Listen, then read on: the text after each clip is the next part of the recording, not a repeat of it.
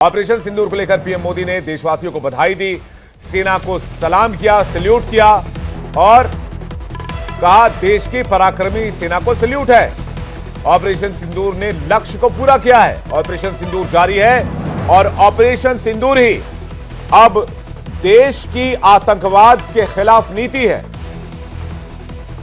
प्रधानमंत्री ने कहा पहलगाम के हमले ने देश को झकझोर दिया था, धर्म पूछकर लोगों को मारा गया। पहलगाम में आतंकियों ने बर्बरता दिखाई, सेना को कार्रवाई की खुली छूट दी गई। ऑपरेशन सिंदूर न्याय की अखंड प्रतिज्ञा है, इस प्रतिज्ञा को परिणाम में बदलते देखा है। सिंदूर मिटाने की कीमत हमने वसूली है। जब राष्ट्र सर्वोपरि होता है तो फौलादी फैसले लिए जाते हैं। आतंकियों के हौसले पर भारत ने हमला किया। हमलों से पाकिस्तान बौखला गया और पाकिस्तान घोर निराशा से घिर गया था। पाकिस्तान को लग रहा था उसकी तबाही और बर्बादी करीब है, इसलिए इंटरनेशनल कम्युनिटी में जाकर पाकिस्तान लगातार सीज फायर की अपील कर रहा था और कह रहा था भारत इस बार बख्शने के मूड में नहीं है। साथ ही पीएम मोदी ने कहा कि भारत ने आतंकवाद के हेडक्वार्टर उजाड़ दिए हैं। भारत ने पाकिस्तान के सीने पर वार किया है, पाकिस्तान के हर हमले को हवा में नष्ट किया है। पाकिस्तान को इस तबाही का अंदाजा तक नहीं था। पिटने के बाद पाकिस्तान ने हमसे गुहार लगाई। प्रधानमंत्री ने साफ कर दिया कि डीजीएमओ लेवल पर पाकिस्तान की ओर से संपर्क किया गया और सीज फायर की गुहार लगाई गई। पाकिस्तान में आतंकी अड्डों को हमने खंडहर बना दिया। ऑपरेशन सिंदूर ये सिर्फ नाम नहीं है, ये देश के कोटि कोटि लोगों की भावनाओं का प्रतिबिंब है। ऑपरेशन सिंदूर न्याय की अखंड प्रतिज्ञा है।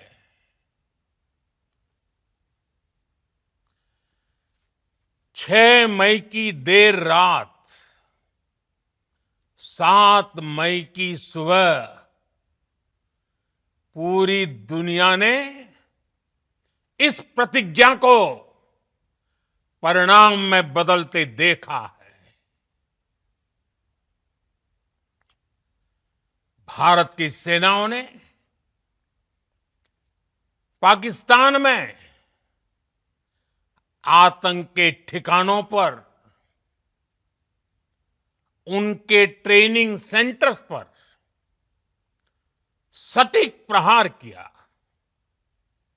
आतंकियों ने सपने में भी नहीं सोचा था कि भारत इतना बड़ा फैसला ले सकता है।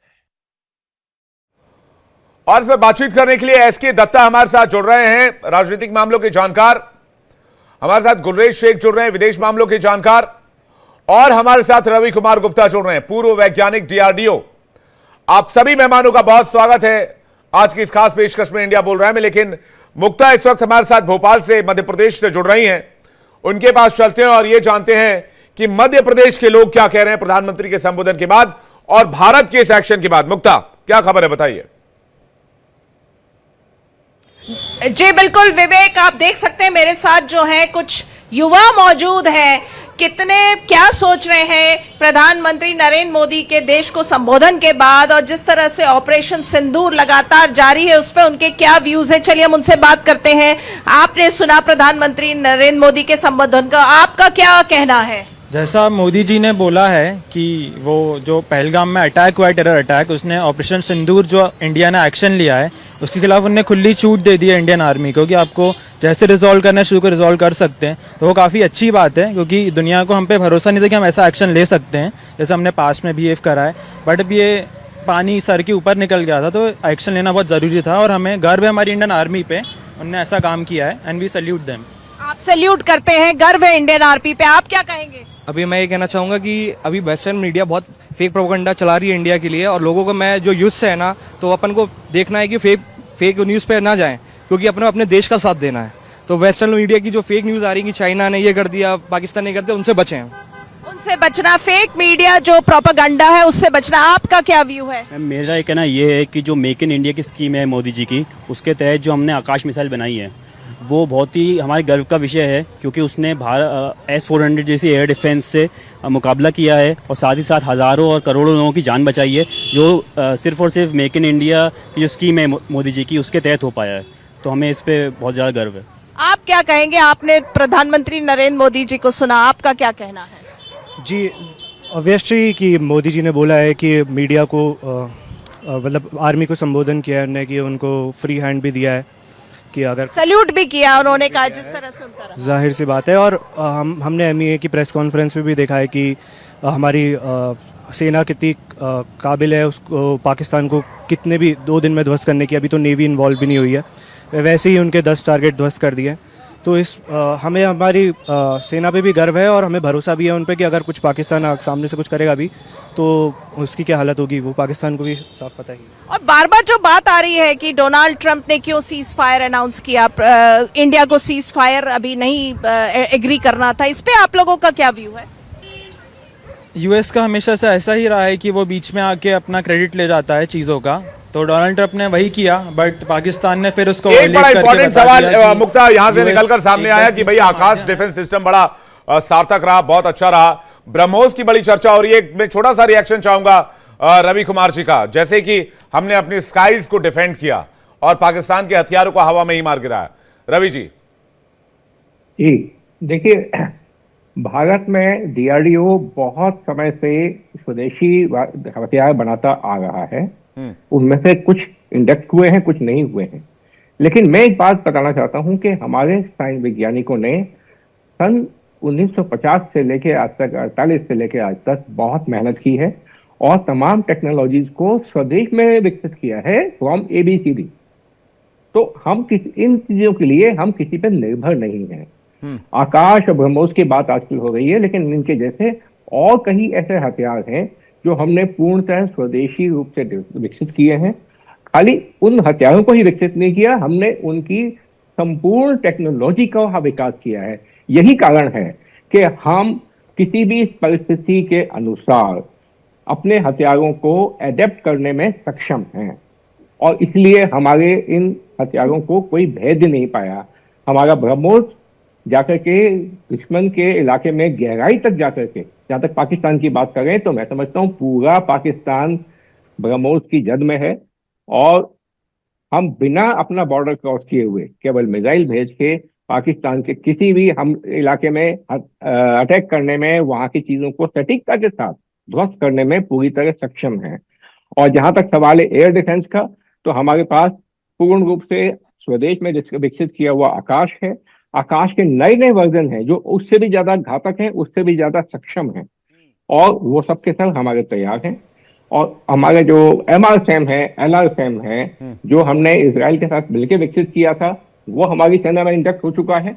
इसके अतिरिक्त और कई ऐसे हथियार हैं जो कि आपका जैसे फॉर एग्जाम्पल जो शॉर्ट रेंज मिसाइल्स हैं, short range surface to air missiles हैं, जो बिल्कुल हथियार दुश्मन का हथियार हमारे सर पे आ चुका होता है, अब उस समय उसको ध्वस्त कर सकते हैं। सारे तमाम हमारी शील्ड को भेद करके अगर कोई नजदीक भी आ जाता है तो फिर हमारा शॉर्ट रेंज मिसाइल है जो उसको ध्वस्त करता है। तो हमने बहुत शॉर्ट रेंज से लेकर के लंबी दूरी तक और विभिन्न कैटेगरी के अलग अलग क्षमताओं के हमने पूरा सिस्टम डेवलप किया है और हमारा जो पूरा सिस्टम है वो पूरा नेटवर्क है, नेटवर्क सेंट्रिक है, आर्टिफिशियल इंटेलिजेंस से एनेबल्ड है। तो वो कंप्यूटर सिस्टम हमारे अपने आप निर्णय लेने में सक्षम होते हैं और इसी कारण से कोई भी दुश्मन का जो हथियार है हमारी बाउंड्रीज को क्रॉस नहीं कर पाता, क्रॉस कर भी लेता है तो अपने टारगेट तक पहुंचने से पहले ही। और मुझे लगता है कि प्रधानमंत्री का वो बयान आज याद करना चाहिए जब उन्होंने कहा था, और आज इसकी चर्चा भी होनी चाहिए, चूंकि DRDO के वैज्ञानिकों की और हमारे अनुसंधान के लोगों की थोड़ी कम चर्चा हुई है। मैं रमन आपको देख पा रहा हूं, मैं एक सेकंड में आपके पास आया। प्रधानमंत्री ने कहा था जय जवान, जय किसान, जय विज्ञान और जय अनुसंधान। तो मुझे लगता है ये आज चरितार्थ हुआ है। प्रधानमंत्री का ये संबोधन जो उस दिन का था वो किस तरह से चरितार्थ हुआ है, इसको देखकर समझ में आता है। जब DRDO ने एक बहुत रिमार्केबल हथियार हमें दिए और आज की तारीख में DRDO और जबरदस्त हथियार बना रहा है। रमन के पास कोई अपडेट है? रमन आपके पास क्या खबर? उसके बाद में SK दत्ता सर और गुलेश शेख आपके पास आ रहा हूं। रमन। जी हाँ, बिल्कुल विवेक। देखिए, इस समय की बड़ी खबर आ रही है कि प्रधानमंत्री का जो अभिभाषण हुआ है, जो देश को उन्होंने संबोधन किया है, उसके महज 5 मिनट के बाद ही पाकिस्तान की तरफ से एक बार फिर ड्रोन जो है वो रेड की गई है। यानी कि हमारे कई मिलिट्री इंस्टॉलेशन के आसपास में ड्रोन की साइटिंग की गई है। उधमपुर में जो मिलिट्री का इंस्टॉलेशन है वहाँ पर भी मल्टीपल ड्रोन की साइटिंग हुई है। जम्मू में भी जो आर्मी का इंस्टॉलेशन है वहाँ पर ड्रोन की साइटिंग हुई है। इसके साथ साथ में बॉर्डर के आसपास जो BSF के इंस्टॉलेशन हैं उन वहाँ पर भी जो कई ड्रोन जो हैं वो देखे गए हैं। इसके बाद जैसे ये ड्रोन दिखे हैं, भारतीय सेना और BSF के जवानों ने उन्हें मार गिराने के लिए फायर किया है। एयर डिफेंस जो सिस्टम है उसको पूरी तरीके से एक्टिवेट कर दिया गया है। और साथ ही साथ में लगातार अगर आप ये देखें तो हम जिस तरीके से लगातार कह रहे थे कि पाकिस्तान की कथनी और करनी में जो है वो अंतर है और वो कहता कुछ है करता कुछ है। हालांकि अभी तक ये स्पष्ट नहीं हो पाया है कि ये लीथल ड्रोन है या सर्विलांस ड्रोन है, लेकिन जो जानकारी मिल रही है वो आरसपुरा सेक्टर और कानाचक सेक्टर जो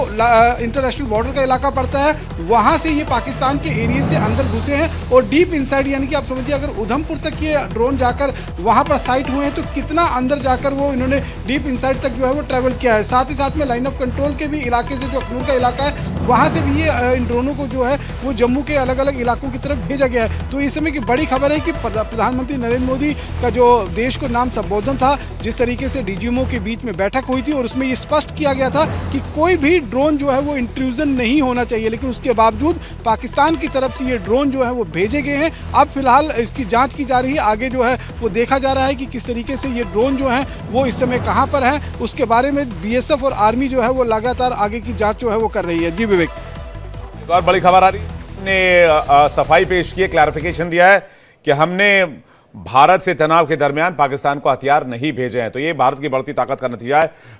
SK दत्ता सर से मैं एक रिएक्शन चाहूंगा जल्दी से। SK दत्ता सर, प्रधानमंत्री के संबोधन पर क्या रिमार्क है आपका? जय भवानी, हर हर महादेव करके अपनी बात का शुरुआत करता हूँ। धर्म पूछ के मारे थे ना, तो धर्म रत्न के ठोके हैं पाकिस्तान और आगे भी ठोकेंगे। माननीय प्रधानमंत्री जी के भाषण पे आज कहीं ना कहीं पे एक गुस्सा भी था, एक फील, एक रिजॉल्व भी था और उसके साथ साथ कहीं ना कहीं पे सीधा चेतावनी और क्लैरिटी भी था। हम लोगों ने तो केवल क्रूज मिसाइल का इस्तेमाल किया था, ब्रह्मोस का, और उसी पे जिस हिसाब से तबाही मच गई पाकिस्तान में, हाहाकार किया, उसके तमाम जितने सारे आपके जो मिलिट्री एयर बेसेस थे सब एक तरह से ध्वस्त हो गया। सोचिए कि अगर इंटरकॉन्टिनेंटल बैलिस्टिक मिसाइल अग्नि पृथ्वी का इस्तेमाल होता तो क्या दुर्दशा पाकिस्तान का। न्यूक्लियर बॉम्ब की धमकी देता है ना पाकिस्तान। आज माननीय प्रधानमंत्री जी ने क्लियर वे में बोल दिया कि ये न्यूक्लियर बटन का धमकी देना बंद करे। इनके पास अगर न्यूक्लियर बॉम्ब है तो हमारे पास क्या है बे? हमारे पास क्या पृथ्वी बम है? और हम नहीं जानते हैं न्यूक्लियर डॉक्ट्रिन के बारे में और न्यूक्लियर बॉम्ब के बारे में। 3 चीजों का विशेष रूप से उल्लेख किया है कि आतंकवाद की नीति के साथ साथ वार्तालाप नहीं हो सकता है। आतंकवाद जब तक खत्म नहीं होता है तब तक कोई बातचीत नहीं होती पाकिस्तान के साथ। व्यापार किसी भी तरह का नहीं होगा पाकिस्तान के साथ।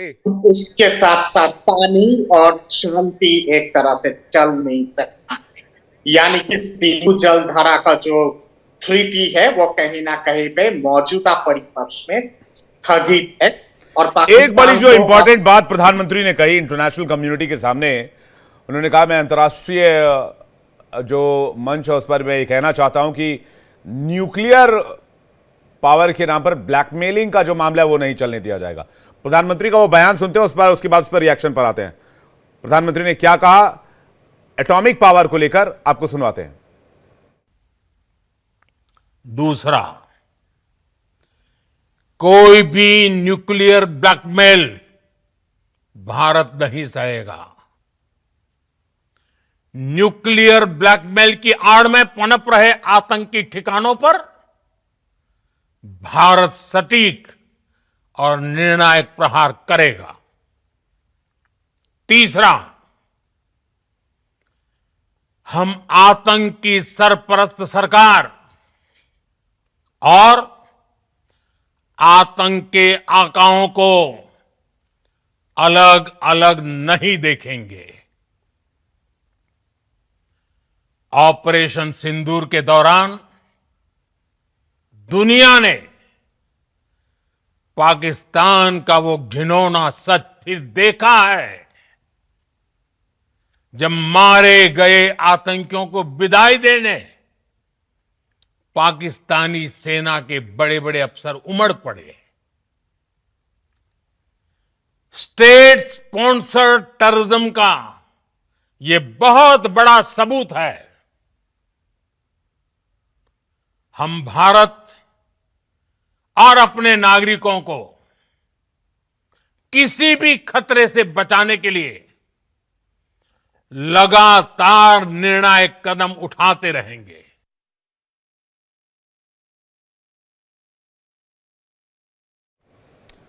तो भारत प्रतिबद्ध है और कोई भी कदम उठाएगा अपने नागरिकों की सुरक्षा के लिए, इसमें कोई दो राय नहीं है। मैं गुलेश शेख साहब इस पर आपका रिएक्शन चाहूंगा। भारत ने एक बात तो सिद्ध कर दी कि चाहे इंटरनेशनल दबाव हो या फिर न्यूक्लियर ब्लैकमेलिंग, उसके अंदर भारत आने वाला नहीं है। और आप ये देखिए कि जिसको कहते हैं एलिवेशन करना, तो हमेशा कॉस्ट फॉर पाकिस्तान एलिवेट होती जा रही है। आपने उरी देखा, उरी के बाद सर्जिकल स्ट्राइक होती है, उसके बाद इन्होंने अपने दुस्साहस और बढ़ाया तो बालाकोट में फिर एयर स्ट्राइक होती है, और अब इन्होंने और ज्यादा अपना दुस्साहस बढ़ाया तो भारत ने न केवल इनका पानी रोका बल्कि इनके डीप इनसाइड जाकर स्ट्राइक की है। और पाकिस्तान में डेफिनेटली एक बौखलाहट का वातावरण है। और मुझे लगता है कि कुछ जिसको कहते हैं अंग्रेजी में हेड रोल्स होना, वो कुछ सेना में भी कुछ गर्दनें इनकी अब कटेंगी, कुछ राजनीतिकों की भी कटेगी, क्योंकि जिस प्रकार से पाकिस्तान ने धूल चाटी है वो तो बिल्कुल हास्यात्मक है।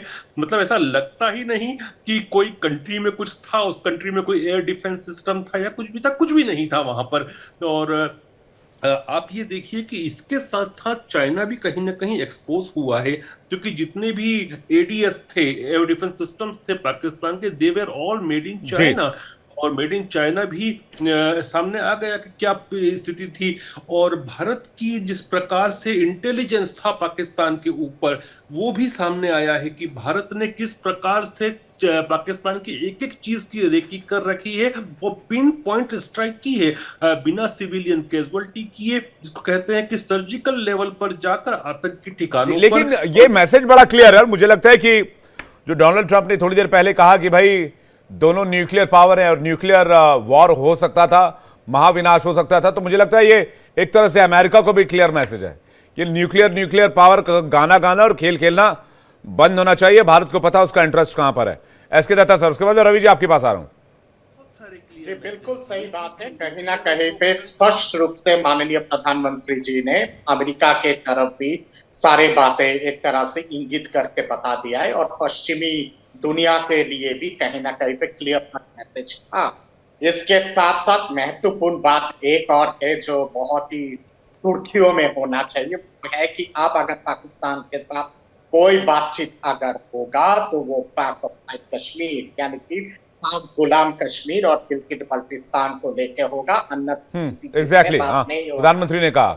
इसके साथ साथ एक महत्वपूर्ण बात प्रधानमंत्री जी ने जो उल्लेख करके सार्वजनिक कर दिया है, वो है कि पाकिस्तान आर्मी और आतंकवादी संगठनों के बीच में अभी तक जो नाजायज संबंध था वो दुनिया ने अब देख लिया है, क्योंकि बिल्कुल सही बात है, सार्वजनिक हो गया है और जाहिर हो गया है और सामने आ गया है।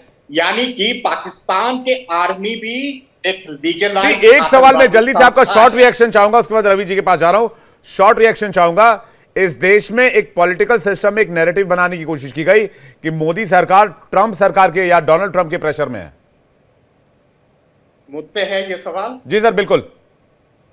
देखिए, जहां डोनाल्ड ट्रंप की जहां बात आती है अमेरिका के राष्ट्रपति की, अमेरिका के राष्ट्रपति हाल फिलहाल बहुत ज्यादा कूद के गए थे रशिया और यूक्रेन का समाधान निकालने। वहां पे तो उनको ठेंगा मिला है यूक्रेन और रशिया के चीजों को लेके, तो उनको लगा कि क्यों ना मैं अपना गियर को शिफ्ट करूं और दक्षिण एशिया की तरफ कर लूं, और शायद वहां पे से भी कुछ निकल आए और कहीं ना कहीं पे दुनिया के सामने अपने आप को महान अंकित के नाम पे पेश करे। पर माननीय प्रधानमंत्री जी का जो भाषण था, के माध्यम से अमेरिका को बहुत जवाब मिल गया। बिल्कुल आ गया, रवि सर, सीएम योगी ने, उत्तर प्रदेश के सीएम, उन्होंने कहा कि पाकिस्तान को पहली बार एहसास हुआ ब्रह्मोस की ताकत की। अगर किसी को ब्रह्मोस की ताकत जाननी है वो पाकिस्तान से पता कर सकता है। बेशक बेशक, देखिए जहां तक स्पेसिफिकेशन का सवाल होता है, ब्रह्मोस के स्पेसिफिकेशन सारे ओपन डोमेन में हैं। कितने किलोमीटर तक जा सकता है, ब्रह्मोस 1, ब्रह्मोस 2 जो और अधिक लॉन्ग एक्सटेंडेड रेंज का है, वो सब का सब पब्लिक डोमेन में अवेलेबल है।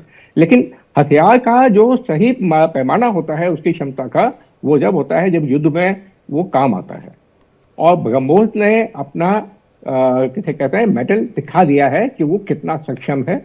हमें तो पता है कि ब्रह्मोस बहुत विश्व का एक इकलौता ऐसा मिसाइल है जो अपनी पूरी फ्लाइट में सुपरसोनिक स्पीड ध्वनि की गति से 3 गुना अधिक चलता है। आप इसकी शक्ति का अंदाज इस प्रकार लगाइए कि जो सबसोनिक मिसाइल हैं उनसे करीब 10 गुना इसकी शक्ति होती है। क्योंकि अगर मैं थोड़ा टेक्निकल बात में जाऊं तो जो उसका जो एनर्जी होती है, काइनेटिक एनर्जी, वो ½ mv² होती है, यानी वेलोसिटी से के स्क्वायर के बराबर होती है। जब ध्वनि से 3 गुना हो गई तो शक्ति 9 गुना बढ़ गई, 10 गुना बढ़ गई।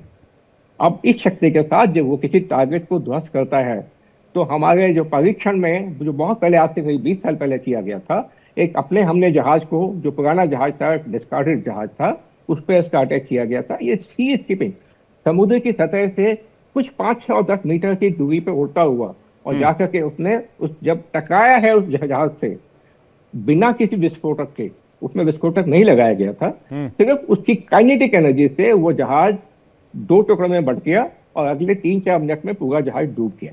तो आप सोच सकते हैं कि ये कितना शक्तिशाली हथियार है, बहुत लीथल वेपन। एक छोटा सा सवाल और जल्दी से रवि सर आपसे लेना चाहेंगे।